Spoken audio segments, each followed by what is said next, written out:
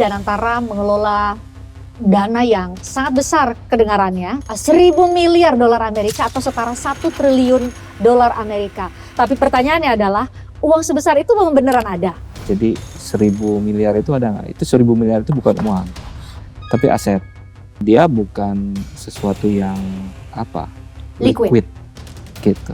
Dia nggak bisa setiap saat di cashing jadi uang terus kita belanja. Ini mengelola aset 1.000 miliar itu bukan didapat satu malam gitu. Itu tabungan puluhan tahun BUMN gitu. Kalau dikelolanya secara serampangan kan kita punya potensi risk yang besar bahwa itu akan bisa hilang. Nah memang kebutuhan dari pembangunan ekonomi itu certainty dan itu ditawarkan oleh hukum. Kalau yang di developmental state Jepang dan lain sebagainya itu oleh rule of law. Kalau di Cina itu oleh sistem politik yang menawarkan itu. Kalau kita? Kalau kita ini APBN kedua tanpa akuntabilitas seperti yang APBN. APBN kan itu penuh dengan aturan. Kemudian ada sebagian yang dimasukin ke Danantara yang lebih fleksibel. Nggak perlu persetujuan DPR, nggak ada oversight. Di dalam list project itu jauh menurut saya dari kata strategik yang didesain. Jadi ada banyak question mark dari langkah-langkah itu. Kayak misalnya haji, apakah strategi? Apakah tepat dibiayai oleh Danantara? Kenapa nggak pakai duit haji? Kenapa harus ke Danantara?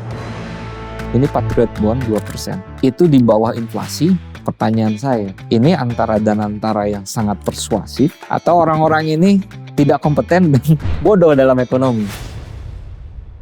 Itu saya bilangnya ekonomi abang jago. Ya udahlah daripada ribut ya beli aja lah gitu. Dia terpaksa beli. Dan itu ekonomi abang jago. Maksa, mengintimidasi. Itu semua sejagat dunia Indonesia itu udah teriak, mana laporan keuangan mata laporan kelar. Dan dijawab sama Danantara, kita adalah lembaga sui generis. Laporan keuangannya dibuka, hijau apa merah nih? Kalau ternyata merah, kenapa merah? Ada akuntabilitas, dia harus bisa menjelaskan. Karena 1.000 miliar kalau betul punya rakyat Indonesia, bukan punya Prabowo Subianto. Konteks pembicaraan kita saat ini adalah bukan hanya untuk mengkritik Danantara, tetapi untuk juga bisa memberikan masukan kepada Danantara. Kalau misalnya Pak Prabowo atau yang lainnya nitip-nitip program, bilang aja Pak, kalau itu mah APBN aja, jangan ke kita. Menurut Pak Giri sendiri, desain institusional dari Danantara itu harusnya gimana? Lakukan Danantara sebagai entitas bisnis.